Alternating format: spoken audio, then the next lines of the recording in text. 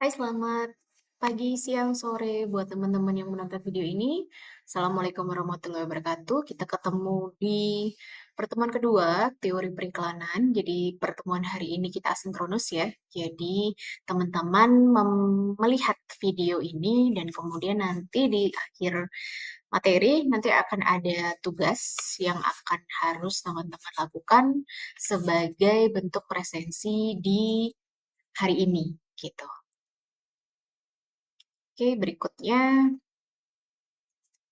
ya, yang akan kita bahas hari ini ada 3 hal, yaitu kita akan membandingkan iklan versus marketing communication, apa sih, bedanya, dan kemudian, perlakuannya ketika kita membuat dua-duanya itu seperti apa. Lalu kemudian apakah iklan itu persuasif? Yang ketiga, masih nyambung sama yang persuasif tadi itu, kita mau bahas mengenai memori implisit dan memori eksplisit dalam sebuah iklan. Setelah itu baru kita bahas mengenai case study-nya. Oke, kita masuk ke pembahasan pertama, di mana kita mau membandingkan antara iklan dan marketing communication. Apa sih marketing communication? Ini sebenarnya salah satu mata kuliah ya nantinya ya buat teman-teman yang di semester-semester atas, namanya Integrated Marketing Communication. Tapi hari di pembahasan teori periklanan ini kita memang masih ngomongin soal dasar-dasar dari periklanan ya, sehingga kita tidak banyak ngomongin soal eh, marketing communication secara luas nantinya, atau membuat sesuatu yang bentuknya integrated marketing communication, tapi di kita akan bikin hal-hal yang memang pure soal periklanan gitu.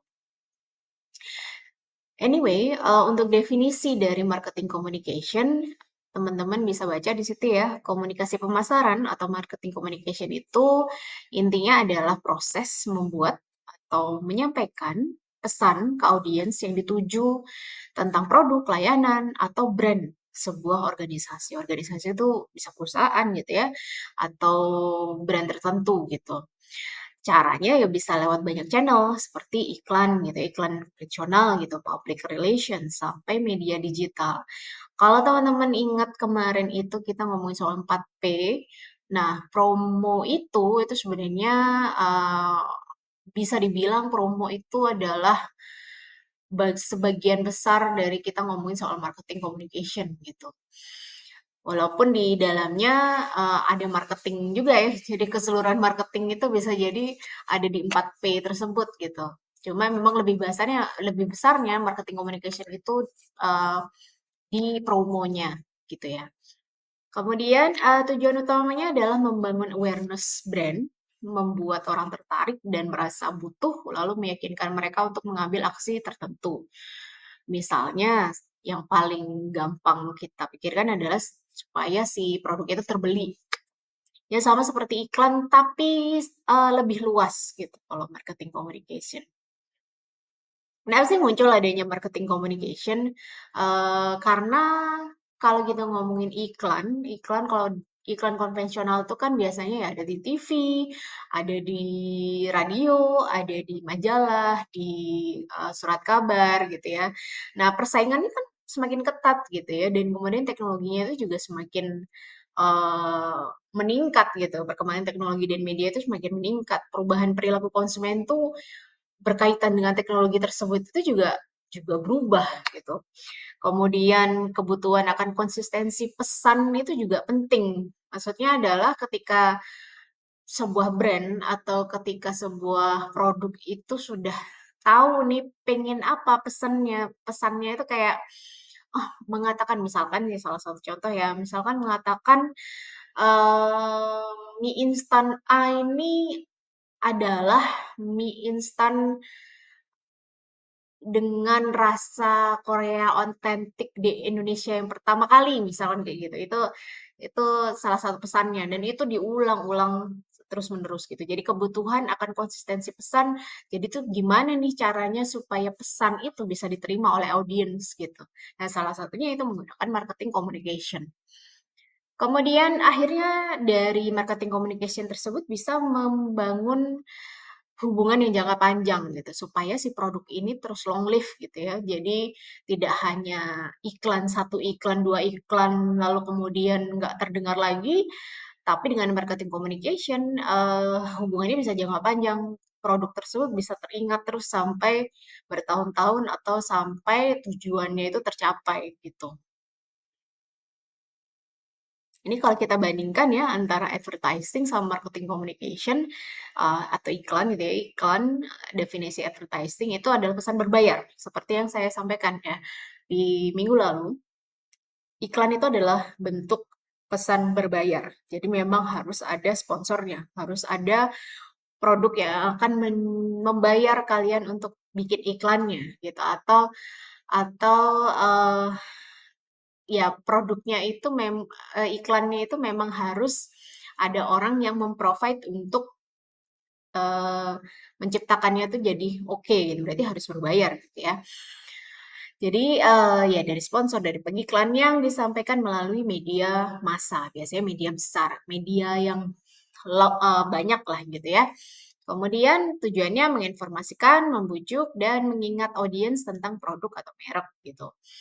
Karakteristiknya biasanya bersifat satu arah, one way communication.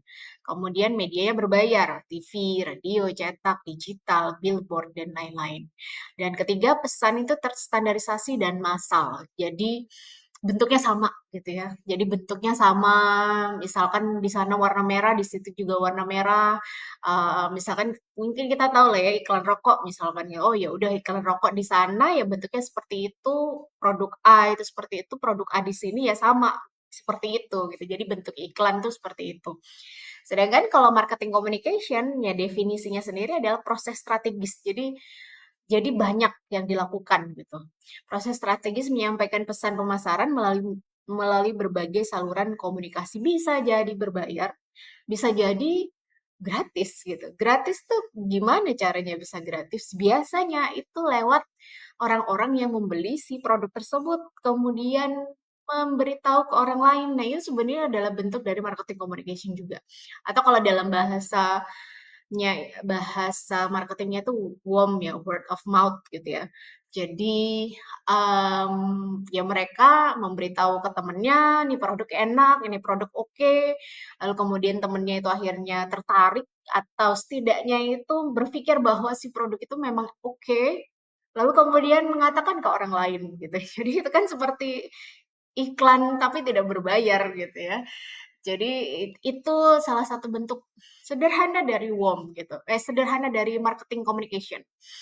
Nah, tujuannya apa sih? Ya membangun hubungan jangka panjang dengan konsumen, dengan audiens, memperkuat merek, dan mendorong keputusan pembelian gitu. Jadi kalau iklan itu sifatnya memang hard selling gitu ya. Nah, bisa jadi di marketing communication itu bisa hard selling, bisa soft selling gitu. Nah, karakteristiknya biasanya bersifat dua arah, two way communication. Sama seperti tadi ya, warm itu kan kita ngobrol sama orang, orang lain bertanya, lalu kemudian, "Oh iya ya, oke ya, kenapa sih oke?" Gitu, akhirnya dijawab, dan itu kan two way communication. Sama seperti salah satunya public relation. Public relation itu adalah bentuk dari marketing communication, itu kan juga dua arah. Jadi mereka mengatakan pada orang lain perusahaan A itu oke, nah itu ada tanya jawab atau ada press press conference dan sebagainya. Kemudian melibatkan berbagai elemen advertising, PR itu public relation ya, sales promotion, direct marketing, digital marketing event. Nah, event itu ya adalah juga salah satu dari markom juga gitu. Kalau teman-teman lihat eh, berbagai event-event yang ada di luar sana dan itu biasanya ada sponsornya, itu adalah bentuk dari marketing communication dari sponsornya, juga dari eventnya gitu. Eventnya itu juga sebuah produk, sedangkan sponsornya itu juga sebuah produk gitu. Jadi two way communication ya jadinya gitu. Kemudian yang ketiga, pesan dapat disesuaikan sesuai dengan target audience. Jadi kalau misalkan di advertising itu lebih luas ya, bisa jadi kan kayak iklan rokok itu ada di pojokan mer misalkan gitu. Ya udah yang nonton kan bisa anak-anak, bisa yang memang adalah pasarnya, atau ibu-ibu, padahal mereka bukan perokok gitu ya. Jadi tidak terkoneksi langsung ke audiens yang memang diharapkan gitu kan ya. Sedangkan kalau di marketing communication itu bisa diarahkan langsung ke target marketnya atau si audiens yang memang benar-benar diharapkan siapa gitu. Ini adalah kita ambil salah satu contoh ya dari produk yang mungkin teman-teman aware gitu, teman-teman kenal gitu ya. Kita tahu lah produk Coca-Cola gitu. Coca-Cola itu udah ada dari tahun 1800-an akhir bahkan.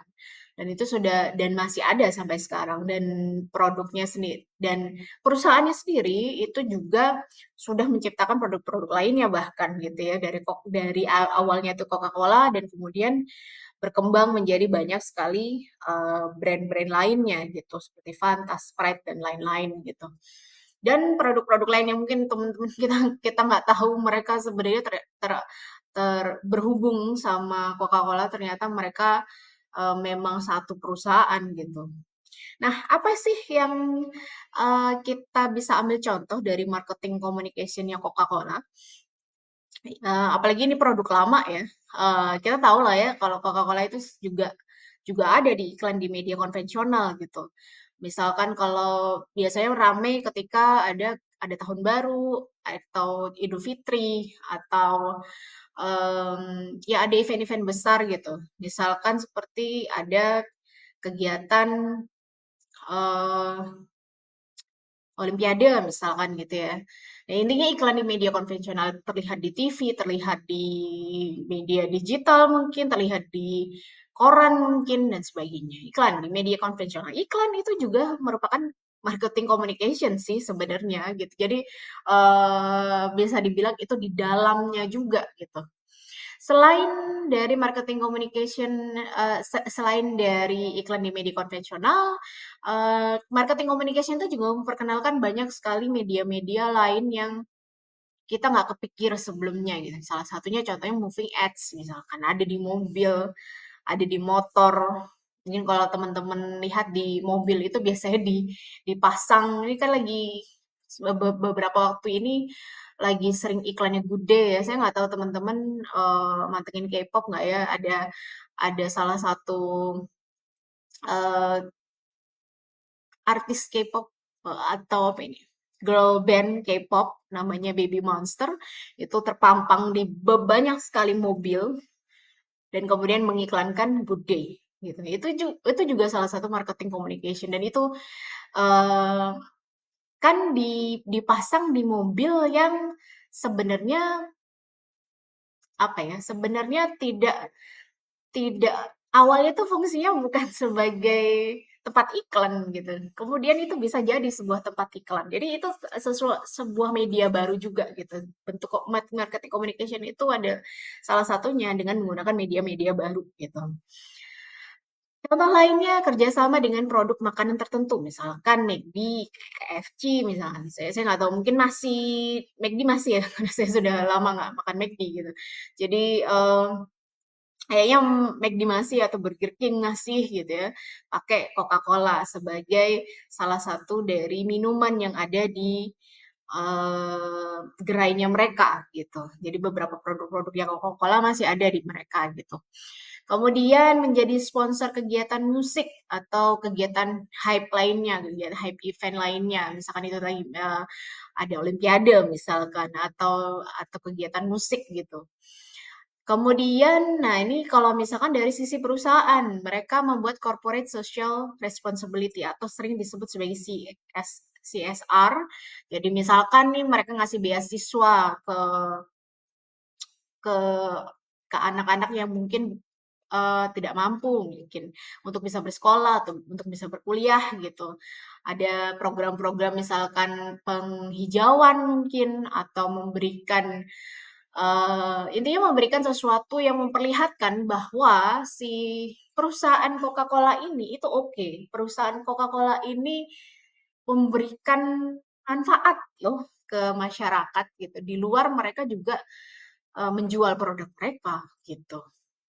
gitu, CSR ya, Corporate Social Responsibility. Mungkin kalian akan nanti ketemu saat menjalani kuliah IMC.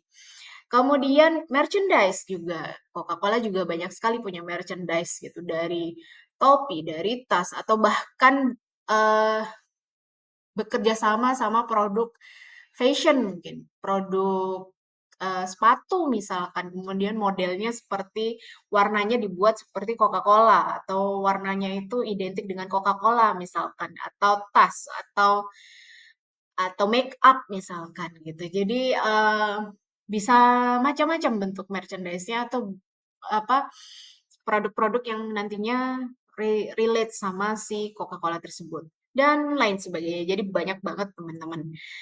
Dan contoh-contohnya itu bisa berbagai macam. Bahkan yang mungkin yang tidak kalian pikirkan itu adalah bagian dari marketing communication.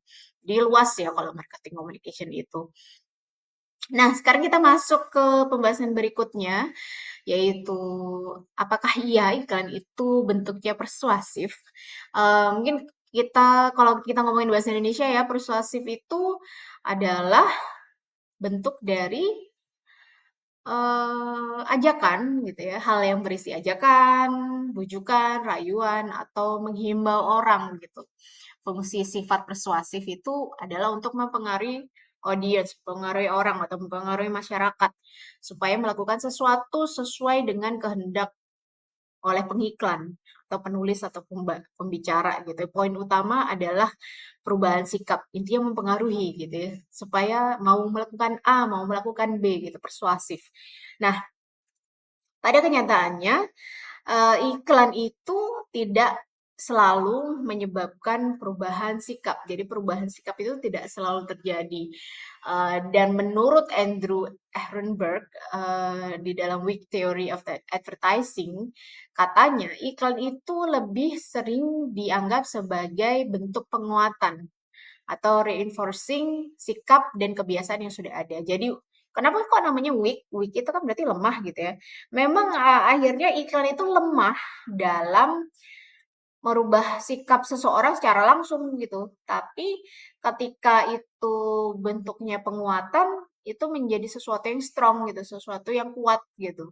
Ketika itu menjadi bentuk penguatan, reinforcing sikap dan kebiasaan yang sudah ada. Poin-poinnya antara lain seperti ini, teman-teman. Jadi, weak theory itu berhubungan sama penguatan, bukan bujukan. Jadi menguatkan si produknya. Kita udah tahu lah ya si produk ini udah oke gitu. Jadi kita nggak perlu bujuk lagi, "Eh beli dong itu produknya, ini enak loh." Jadi nggak perlu ngomong seperti itu pun, orang sudah tahu itu enak sebenarnya gitu. Jadi peran utama iklan adalah memperkuat perilaku belanja dan loyalitas merek yang sudah ada, bukan mengubahnya secara drastis gitu. Kemudian yang kedua yaitu membangun awareness dan akrab. Akrab itu dalam arti mereka akrab terhadap si produk ini. Oh, tahu sih produk ini yang A. Oh, tahu sih produk ini yang bikin bisa kita cantik. Oh, bisa bikin kita putih. Misalkan kalau dulu itu zaman saya masih muda itu yang kita bayangkan produk kecantikan yang bikin putih itu adalah Pond's gitu ya. Jadi ya udah kita percayanya adalah oh kita akrab bahwa si Pond's ini membuat kulit kita jadi putih gitu. Jadi iklan itu salah satu dari contoh itu iklan itu berfungsi untuk membuat sebuah merek merek itu dikenal dan diingat itu seperti apa sehingga masuk ke dalam daftar pertimbangan konsumen. Oh, kalau misalkan saya pengen kulit saya putih, ya udah pakai Pond's gitu. Jadi contohnya seperti itu. Kemudian juga masuk model yang namanya model ATR atau awareness, trial, dan reinforcement.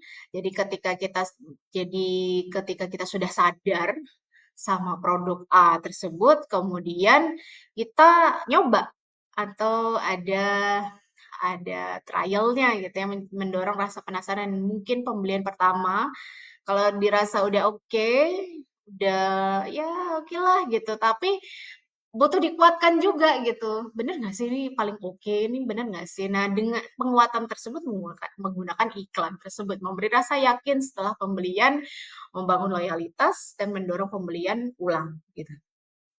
Kemudian berikutnya yang keempat, weak theory ini juga ngomongin soal membentuk kebiasaan. Jadi teori ini menyebut iklan membentuk serta memperkuat kebiasaan terhadap suatu merek, sehingga konsumen cenderung memilih merek yang sudah familiar di situasi tertentu gitu.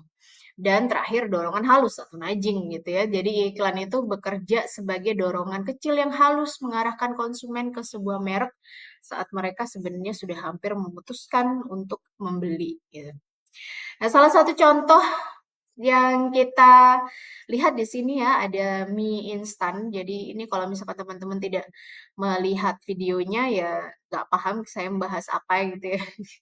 Jadi kita kita coba ambil contoh dari iklan Indomie gitu ya.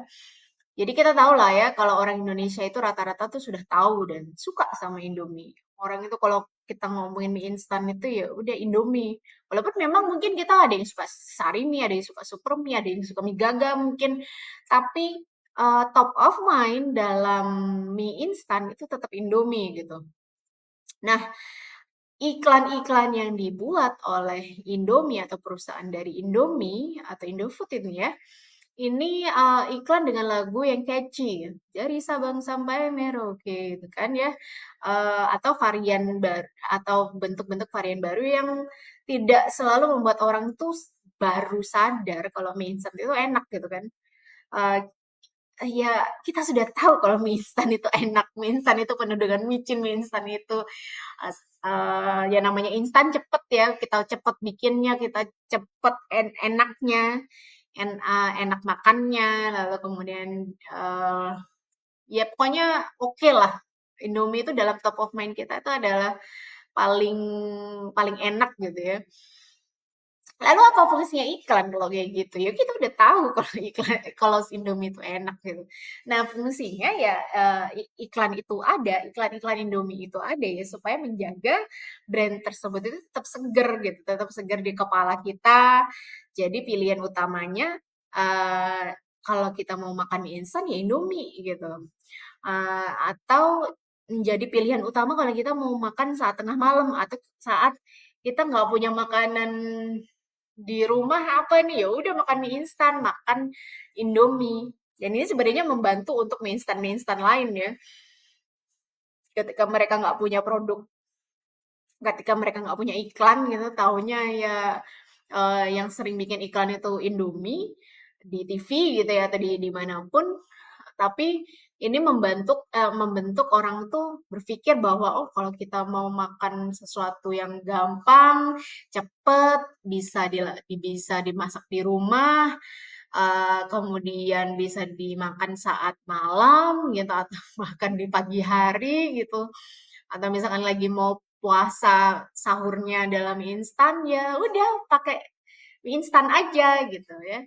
Jadi nggak melulu akhirnya jadinya membantu mie instan lainnya yang nggak melulu Indomie ya, bahwa, itu oke gitu. Jadi bentuk penguatan, jadi iklan-iklan itu adalah bentuk penguatan bahwa mie instan itu adalah pilihan yang masuk akal gitu, pilihan yang masuk akal saat kita mau A dan B gitu.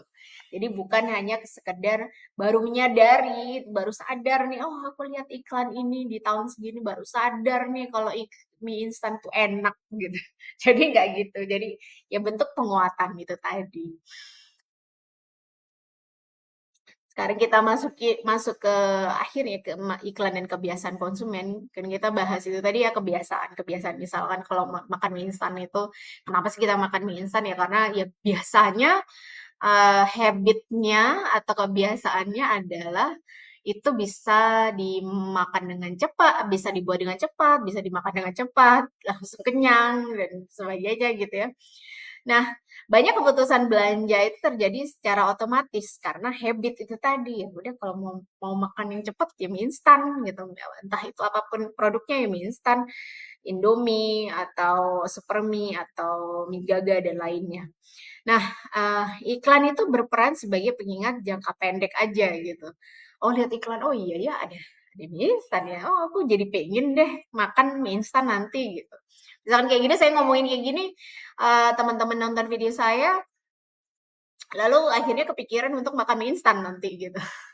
Terus kemudian iklan itu bisa mengaitkan merek dengan cue lingkungan, misalkan logo, warna, jingle. Oh, kalau kalau saya lihat merah ini kayak Indomie nih jadi pingin makan gitu.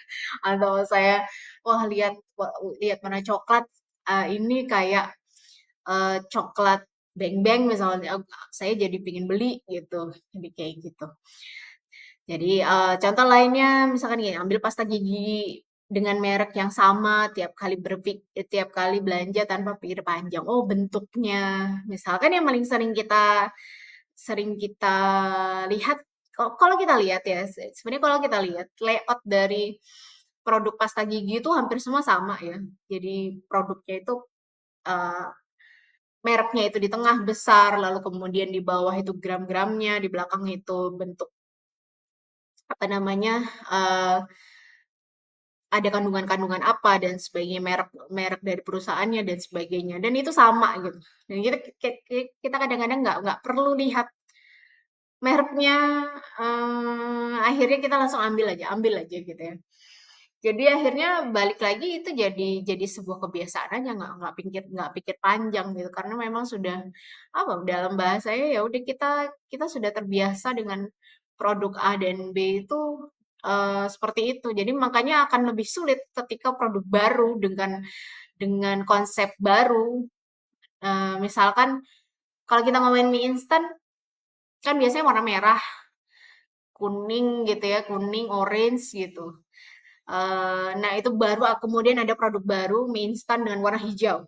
Misalkan mie soto misalkan. Itu kan baru ya. Nah, itu akhirnya perlu reinforcement ya, perlu penguatan, perlu diperkenalkan terus-menerus sehingga si produk mie instan yang dengan kemasan warna hijau itu bisa dikenal. Apalagi sekarang ada ini mie instan yang warnanya biru muda gitu. Itu juga sesuatu hal yang baru lagi gitu. Jadi orang tuh nggak orang itu belum aware dengan hal tersebut. Akhirnya akhirnya harus dibuat hal-hal yang membuat si produk itu dikenal gitu. Salah satunya iklan-iklan baru gitu. Jadi makanya memang memang fungsi fungsi iklan-iklan yang nggak perlu penguatan-penguatan baru itu yang memang produk-produk yang sudah dikenal oleh eh, masyarakat sudah cukup lama gitu ya. Sehingga si produk tersebut itu masih akan em, apa ya, diingat di kepala mereka gitu, masih diingat di kepala mereka.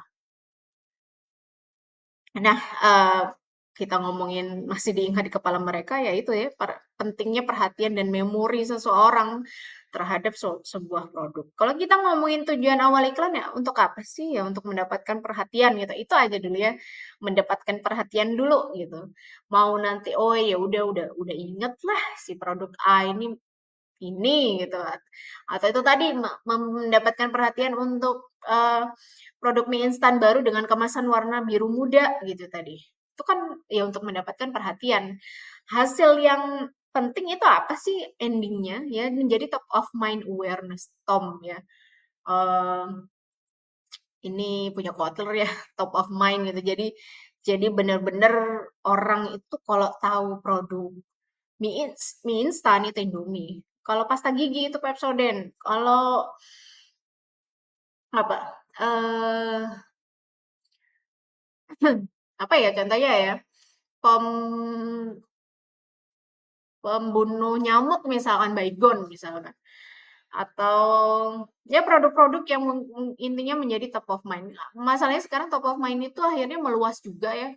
Karena produk-produknya itu banyak, medianya banyak dan kemudian menjadi sesuatu yang akhirnya untuk mendapatkan top of mind, kalau si produk itu nggak lama, nggak sudah berpuluh-puluh tahun gitu, akhirnya akan sulit untuk tercipta bahwa dia adalah top of mind. Makanya iklan itu terus-menerus dilakukan, iklan itu terus-menerus ada gitu. Nah, kemudian berikutnya apa sih kepentingannya merek itu agar cepat diingat? Lebih kalau lebih cepat diingat ya lebih mudah dipilih. Dibangunnya lewat apa ya? Iklan tersebut ya repetisi. Iklan tersebut terus-menerus ada dalam jangka waktu tertentu gitu. Jingle baru mungkin atau jingle yang memang itu dikenal ya seperti contohnya Indomie ya itu tadi ya. Kemudian slogannya, tagline-nya atau si karakter iklannya. Misalkan itu kan kemarin teman-teman bahas mengenai Oreo, ya apa iklan yang paling kalian ingat terakhir gitu? Oreo. Oh ada vampire-nya, ada apa namanya? Ada hiunya gitu. Jadi kalian ingat tentang hal tersebut gitu. Kemudian eh tapi ada tantangannya. Masalahnya konsumen itu sering menghindari iklan dengan apa? Dengan skip, dengan mute, dengan adblock. Saya nggak tahu mungkin ada beberapa teman-teman di sini YouTube-nya pakai adblock. Atau misalkan saya gitu ya, saya kebetulan pakai YouTube-nya YouTube Premium gitu, berarti tidak ada iklan. Tapi kan saya membayar gitu ya supaya si iklan itu nggak ada gitu. Jadi bentuknya jadi kayak gitu. Konsumen itu sering menghindari iklan. Makanya saya nggak terlalu tahu iklan-iklan terbaru di YouTube tuh apa gitu. Jadi kayak gitu guys. Nah, kalian sebagai desainer iklan nantinya, desainer branding nantinya, itu adalah supaya bisa menghindari tantangan ini gitu. Supaya nggak konsumen itu nggak langsung menghindari, tapi sempat melihat dulu atau tertarik untuk melihat di awal gitu. Sehingga si produk kalian yang kalian iklankan itu diingat gitu. Oke, kita masuk ke pembahasan terakhir sebelum kita masuk ke case study. Kayaknya case study-nya kita buat di video yang berbeda ya supaya lebih lebih ter lebih enak gitu teman-teman melihat case study-nya. Kita bahas mengenai implicit versus explicit memory. Dan ini karena tadi kan barusan saya juga membahas mengenai si manusia itu akan selalu iklan itu akan selalu diingat di memorinya manusia. Apalagi kalau mereka selalu terpapar dengan media gitu ya. Mau itu media TV, radio, billboard, atau poster-poster di jalanan, atau mobil-mobil yang tadi saya sampaikan gitu ya. Jadi itu akan selalu masuk di dalam memori manusia. Ada yang namanya implicit memory dan explicit memory. Implicit memory itu disebut juga sebagai non-declarative memory, jadi kadang-kadang nggak dianggap sebagai memori karena itu kayak sudah nggak sadar itu tapi melakukan itu gitu. Ya udah, misalkan nyetir gitu ya. Nyetir itu adalah satu bentuk implicit memory gitu. Jadi kita nyetir, oh lihat gini kita tak kaki kita bagi yang uh, entah itu motor atau mobil ya. Kalau misalkan kita lihat depan kita ada mobil atau depan kita ada kendaraan lain, kita otomatis pasti nginjek rem gitu. Itu otomatis gitu. Jadi kayak itu sesuatu kebiasaan yang memang ya udah di bawah sadar gitu. Udah di bawah sadar, walaupun kita sedih atau apa, tapi kita masih tetap bisa nyetir walaupun walaupun nyetirnya sambil nangis-nangis misalkan gitu ya, tapi tetap bisa nyetir karena itu sudah di bawah sadar kita. Apalagi kalau kalau sudah menyetir selama bertahun-tahun gitu. Itu kalau kalau misalkan masih mungkin baru setahun, baru berapa bulan gitu ya, mungkin masih mikir-mikir, "Waduh aku harus gini, aku nanti harus begini," gitu. Tapi kalau sudah bertahun-tahun, udah nggak mikir lagi sih, lebih ke kebiasaan dan habit yang selalu dilakukan gitu ya. Nah ini memori yang tidak sadar, tertanam tanpa kita sengaja mengingat gitu. Kalau kita masukin ke iklan tadi atau ke produk gitu ya, kamu tiba-tiba memilih Indomie di minimarket tanpa mikir panjang, padahal mungkin tidak ingat iklan terakhirnya. Jadi ya saya juga nggak paham iklan terakhir dari Indomie apa gitu. Saya malah taunya ya iklan-iklan uh, produk mungkin Indomie tapi yang Korea-Korea gitu ya. Karena sekarang lagi innya itu ya. Tapi kita tetap pilih Indomie gitu. Karena mungkin ya udah gitu. Itu yang mungkin yang paling enak kita paling kebiasaan ya kalau misalkan belanja bulanan kalau saya gitu ya ya udah harus ada mie instan gitu. Yang mie instan yang dipilih adalah Indomie gitu. Nah, kalau dalam iklan, implicit memory itu bekerja lewat paparan berulang, exposure. Walaupun konsumen itu tidak mengingat iklan secara detail, merek itu tetap lebih mudah diingat, lebih mudah muncul saat mengambil keputusan ya karena dipapar terus ya. Makanya saya bisa bisa bilang kalau misalkan si produk itu sudah bertahun-tahun ada, itu bisa dianggap implicit memorinya itu sudah ngelontok gitu ya. Ya sudah jadi kebiasaan gitu. Kalau iklan tujuannya membuat merek nempel di kepala walau tidak diingat detailnya, itu kita mainnya di implicit memory gitu. Misalkan kita produk baru gitu ya, ya udah diulang-ulang aja gitu, repetisi logo, repetisi jingle, visualnya tuh sama mulu gitu ya. Itu kita bisa ambil di implicit memory. Jadi memang konsistennya memang di warna, konsistennya itu memang di logonya, konsistennya itu memang di cara cara si penjualnya menjual misalkan, atau warnanya, atau karakternya gitu ya. Jadi itu akhirnya masuk ke implicit memory.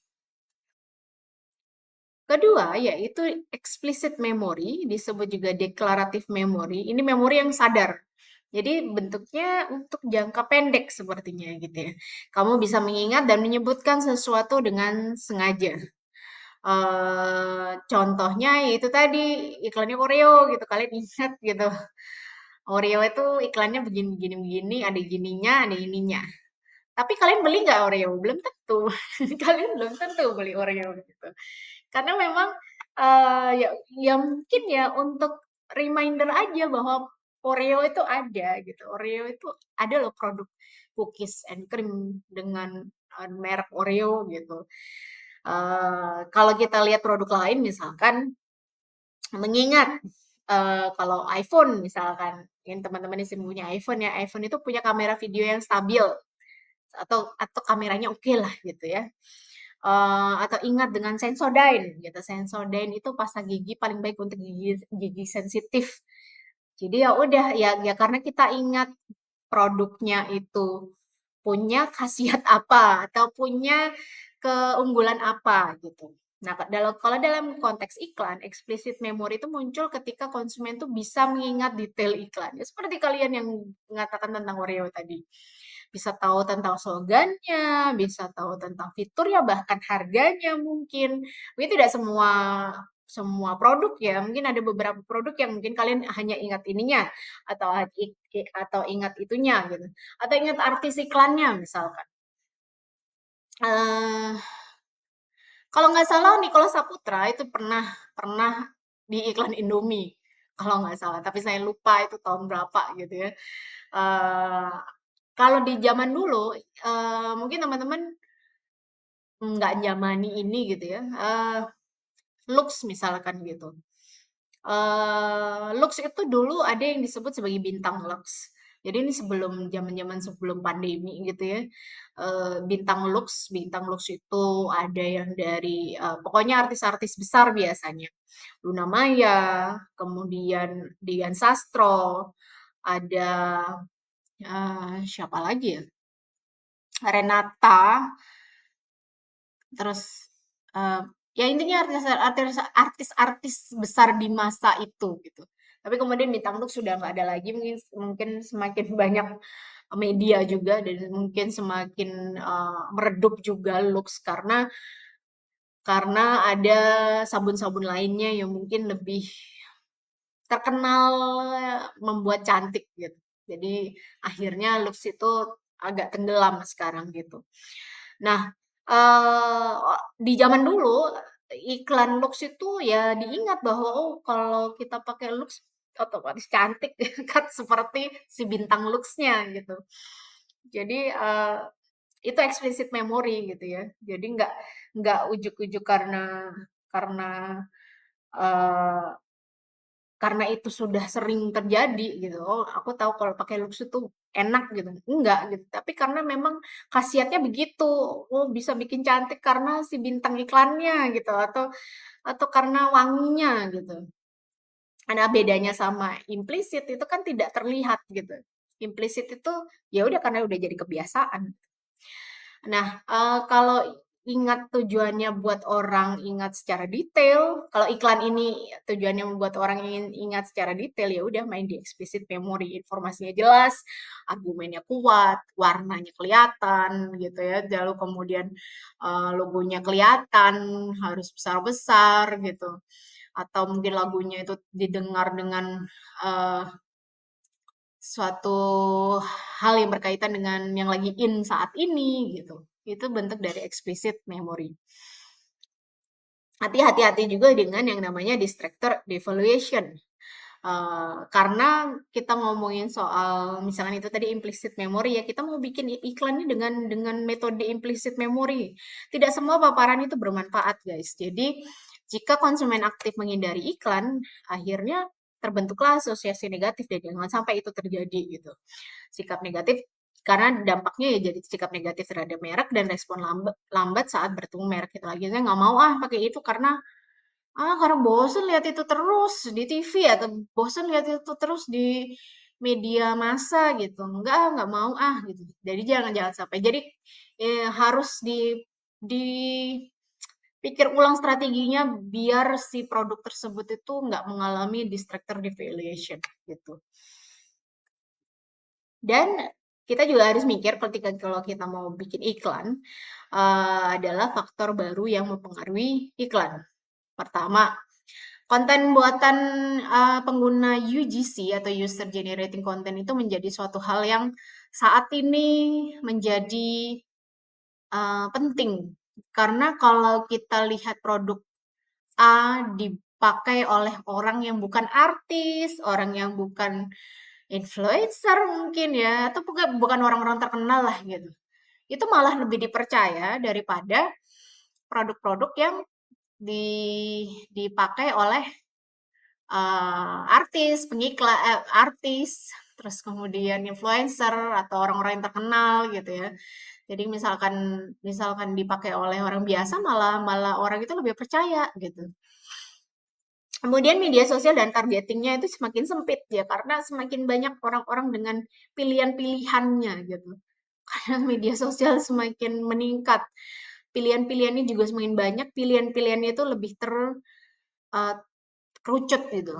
Jadi itu jadi dia harus harus pilih iklan atau membuat iklan yang lebih pasti gitu ya. Lalu ada interpersonal communication theories, nanti saya jelaskan sedikit. Dan neuroscience, berkaitan dengan emosi, otak, dan preferensi konsumen. Jadi, ketika kita bikin iklan, kita harus mikir dari itu tadi ya, memori-memorinya gitu ya. Karena itu berhubungan sama emosi, otak, dan preferensi konsumen. Di minggu depan kita akan membahas mengenai psikologi yang berhubungan sama konsumen yang akhirnya nanti dimasukkan ke dalam iklan. Itu kira-kira seperti apa. Kita bahas sedikit, ini yang terakhir ya, sebelum kita bahas case study-nya di video yang berikutnya, video yang satunya, karena ini udah cukup panjang banget video ini. Kita kenalan sama yang interpersonal communication theories. Jadi interpersonal communication theories ini adalah sesuatu hal yang intinya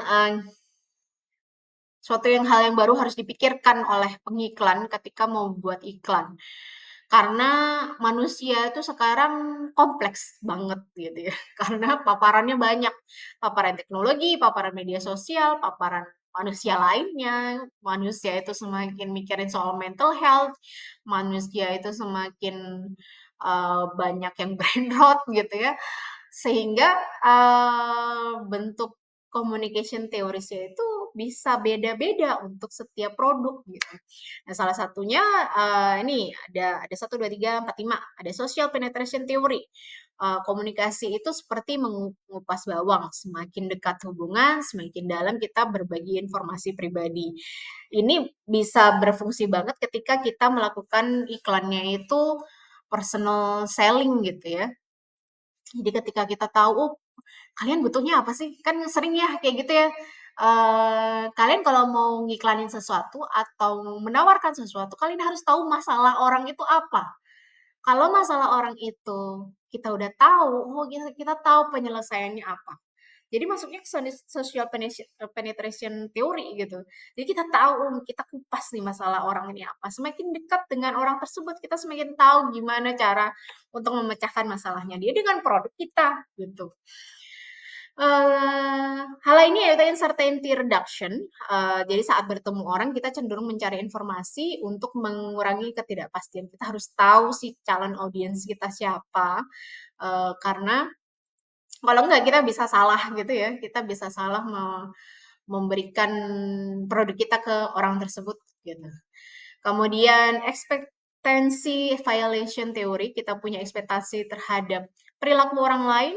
Kalau ekspektasi itu dilanggar, kita bisa merasa kaget, nggak nyaman, malah tergantung, malah terkesan atau malah terkesan gitu ya, tergantung konteksnya apa. Jadi ini juga kalau misalkan dihubungkan sama iklan, eee, kita nggak selalu bisa expect orang tuh suka sama apa yang kita tawarkan, gitu. Jadi, bisa jadi itu tadi, orang terkesan dengan apa yang kita tawarkan, padahal kita nggak expect orang itu suka sama produk kita, gitu. Bisa bisa kayak gitu. Terus keempat, social exchange theory, hubungan dipandang seperti transaksi, orang menimbang untung rugi dan berinteraksi. Kalau manfaatnya lebih baik daripada biaya, emosional waktu energi, hubungan akan dilanjutkan. Ya contohnya kayak gitu ya. Kalau kita lihat produk, harganya sesuai sama kualitas nggak? Atau harganya mahal nggak? Tapi kualitasnya nggak mumpuni gitu. Itu kan jadi social exchange tentang kalau kita hubungan sama iklan. Lalu terakhir ada relation dialectics theory. Hubungan itu perlu tarik ulur. Komunikasi membantu menyeimbangkan tarik ulur ini. Jadi eh, kita ambil contoh dari iklan, tidak jadi digoda, di apa ya? Di dibujuk gitu untuk suka sama produknya, tapi eh, kita kasih apa ya, contoh lainnya ya, kita kasih diskon misalkan gitu, misalkan dia ditarik ulur gitu ya, ditarik ulur sehingga, orang tuh jadi tertarik sama si produk kita gitu. Oke, baik teman-teman, ini karena kita nanti habis ini masuk case study, daripada teman-teman kebanyakan kita bahas, di video berikutnya. Terima kasih teman-teman untuk yang sudah menonton sampai akhir, semoga ditonton ya, karena ini cukup bermanfaat buat teman-teman nantinya. Mmm, ini bisa jadi masukan ketika nanti kalian mau ngomongin soal, case study-nya dan, kita masuk ke video berikutnya. Terima kasih teman-teman, selamat pagi, siang, sore. Assalamualaikum warahmatullahi wabarakatuh.